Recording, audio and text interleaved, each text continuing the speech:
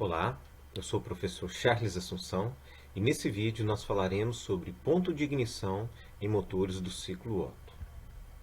Antes de falarmos propriamente do ponto de ignição, eu gostaria de fazer uma breve revisão de um conteúdo já visto em vídeos anteriores sobre a fase ou o processo em que a ignição vai ocorrer. Se a gente observar essa figura à esquerda, que é um diagrama PV, é o diagrama termodinâmico dos motores do ciclo Otto, é aquele ciclo padrão ar que é simplificado em relação à figura da direita, que é um ciclo PV, o processo PV, né, real, o ciclo PV real.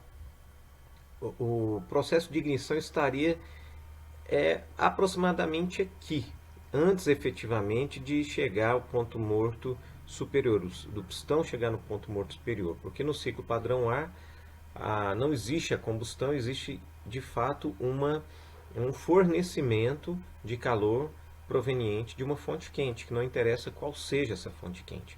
Mas se a gente volta aqui então para a figura da direita e observa o processo real, a gente vê aqui que o processo equivalente 1, 2 estaria nessa faixa aqui da figura, onde está escrito compressão, e veja que a faísca, ou seja, o centelhamento, o ponto a partir do qual a combustão se iniciará, a ignição se iniciará, é anterior ao PMS. Então vejam que o ponto de centelhamento ou ponto de ignição vai ocorrer antes que o pistão alcance o ponto morto superior. Um pouquinho depois vai se iniciar então propriamente a combustão. A gente percebe aqui combustão bem próximo já ali do PMS e finalmente o aumento de pressão, expansão e o ciclo ocorre. Então eu gostaria de apenas fazer essa revisão para a gente se situar dentro do diagrama termodinâmico, onde que esse processo ou esse evento vai ocorrer, esse evento da ignição.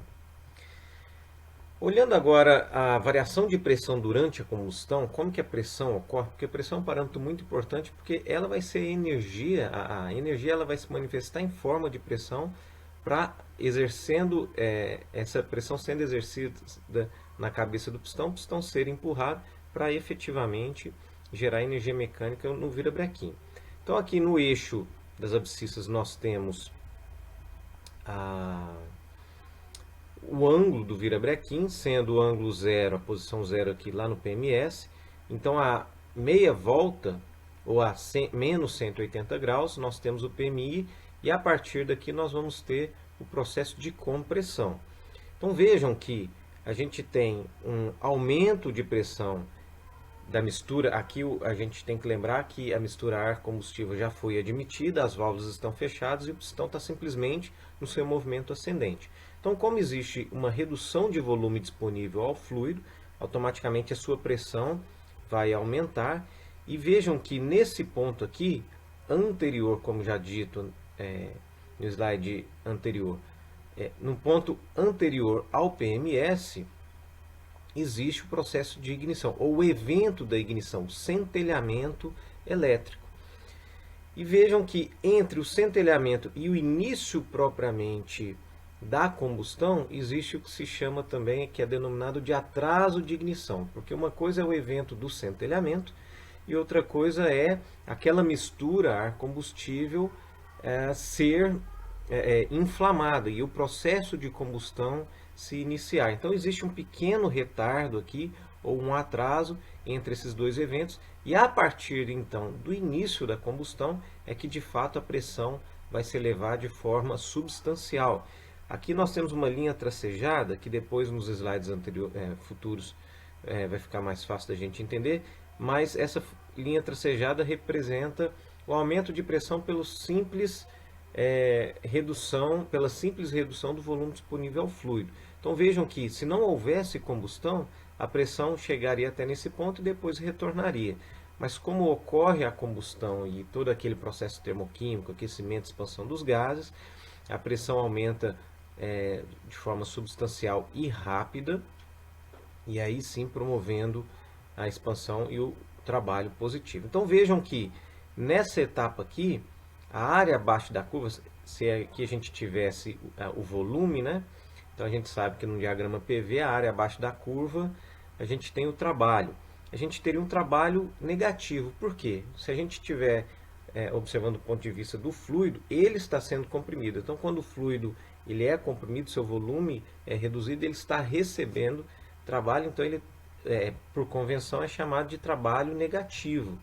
E, de fato, essa energia para comprimir, ela está sendo consumida e usada de algum outro ponto do motor. Então, nesse momento, esse cilindro aqui está consumindo energia. A partir do momento em que ele aumenta a sua pressão e começa a expandir, aí sim ele tem o trabalho positivo. A partir desse momento, quando ele começa a expandir, ele tem o trabalho positivo. Vejam que é muito interessante que o ponto de máxima pressão já ocorre depois que o pistão está descendo. Porque se esse ponto aqui de máxima pressão ocorresse anterior ao ponto morto superior, haveria um movimento ainda ascendente e uma resistência muito grande a esse movimento ascendente.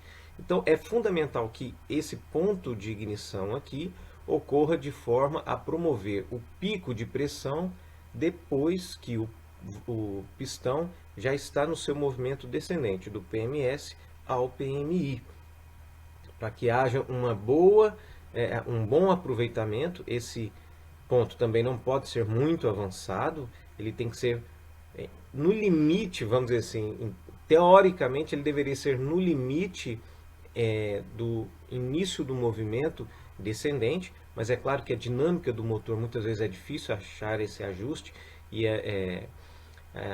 esse ponto ele não é constante, ele depende da carga, da rotação do motor, ele é variável, mas existe um ponto de ajuste que é feito e depois o motor ele vai oscilar em torno daquele ponto e esse ponto então de ajuste aqui vai determinar o avanço ou atraso desse ponto de máxima pressão em relação ao ângulo zero ou ao ponto morto superior. E esse trabalho então do lado de cá, como o pistão já está descendo o seu movimento ali em sentido ao PMI, é chamado de trabalho positivo. Então, em linhas gerais, o que a gente busca é minimizar o trabalho negativo e maximizar o trabalho positivo. Mais um motivo para que esse ponto aqui esteja mais próximo do PMS, para que essa curva aqui gere, essa curva de pressão gere o máximo de trabalho possível.